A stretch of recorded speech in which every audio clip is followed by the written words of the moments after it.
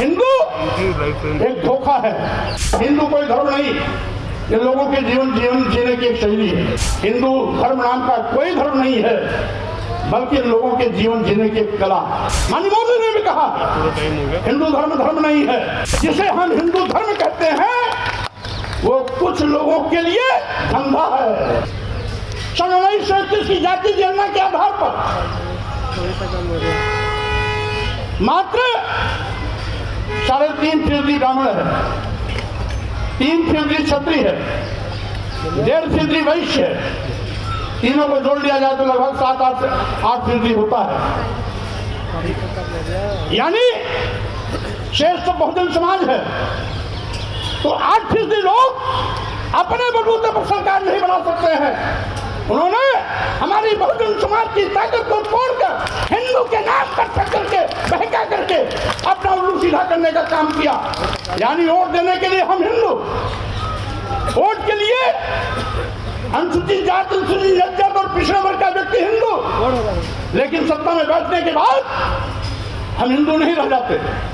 अगर सत्ता में बैठने के बाद भी ये हमें हिंदू मानते तो अनुसूचित जाति के आरक्षण को खत्म नहीं करते, अनुसूचित जनजाति के आरक्षण को खत्म नहीं करते, पिछड़े वर्गों के आरक्षण को खत्म नहीं करते। इसका मतलब है हिंदू एक धोखा है। और वैसे भी 1995 में माननीय सर्वोच्च न्यायालय ने अपने आदेश में कहा था हिंदू कोई धर्म नहीं, ये लोगों के जीवन जीने की एक शैली है। यही नहीं, जो सबसे बड़े धर्म के ठेकेदार बनते हैं, आरएसएस के प्रमुख मोहन भागवत जी ने भी कहा है, एक नहीं 2 बार कहा, हिंदू धर्म नाम का कोई धर्म नहीं है, बल्कि लोगों के जीवन जीने की एक कला। देश के माननीय प्रधानमंत्री जी ने भी कहा, माननीय मोदी ने भी कहा हिंदू धर्म नहीं है। और अभी 1-2 महीने पहले माननीय गडकरी जी ने भी कहा, एक मीडिया कॉन्क्लेव में कहा। लेकिन इन लोगों के कहने से किसी की भावना आहत नहीं होती है। अगर स्वामी प्रसाद मौर्य कह देते हैं हिंदू धर्म नहीं है बल्कि एक धोखा है, और जिसे हम हिंदू धर्म कहते हैं वो कुछ लोगों के लिए धंधा है। जब हम कहते हैं कि ये कुछ लोगों के लिए धंधा है तब पूरे देश में भूचाल मच जाता है। लेकिन वही चीज अगर मोहन भागवत जी कहते हैं, माननीय प्रधानमंत्री नरेंद्र मोदी जी कहते हैं, माननीय गडकरी जी कहते हैं, तो किसी की भी भावना आहत नहीं होती। अगर वही चीज स्वामी प्रसाद मौर्य कह देते हैं तो लोगों की भावना इतनी कमजोर होती है कि उनकी भावनाएं आहत हो जाती है। क्या विडंबना है।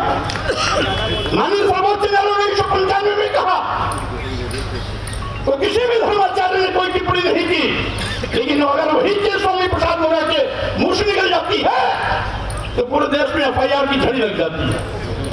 क्या विडंबना है। आखिर हम क्या कहते हैं? हम तो वही कहते हैं जो भारतीय संविधान कहता है।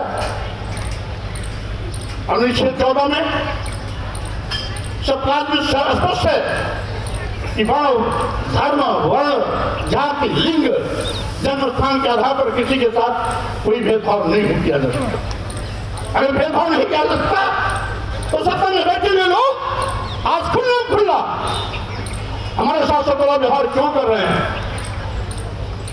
भारतीय संविधान द्वारा दिया गया अधिकार छीनने का पाप क्यों कर रहे हैं? आरक्षण खत्म क्यों कर रहे हैं?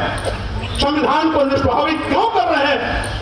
लोकतंत्र को खत्म करने का दुस्साहस क्यों कर रहे हैं? और यही नहीं, ये तो देश को बेचने का भी पाप कर रहे हैं। साथियों, आज सही मायने में जब से डबल इंजन की सरकार वाले आए हैं सरकारी नौकरियां गायब हो गई। आज देश के नौजवान बेरोजगारी का दंड झेल रहे हैं। करोड़ों नौजवानों को आज बेरोजगारी का सामना करना पड़ रहा है। उनके सामने रोटी का संकट है, उनके सामने पेट की रोटी की भूख है। अभी पार्लियामेंट में जो घटनाक्रम घटित हुई वो भाजपा के सांसद के पर्ची पर ही उनकी प्रवेश हुई थी, लेकिन उसके बावजूद भी उन लड़कों ने जो भी किया सदन के अंदर और बाहर, ये हो सकता है तरीका उनका गैर कानूनी रहा हो, अलोकतांत्रिक रहा हो, संविधान की मर्यादा के विपरीत रहा हो, लेकिन जो बात उभर के आई है उसके आगे भी कहीं न कहीं बेरोजगारी रही है, उनके पेट की भूख रही है, वो रोटी की तड़पन रही है, जो पार्लियामेंट में इस तरह से करने के लिए उनको मजबूर किया है।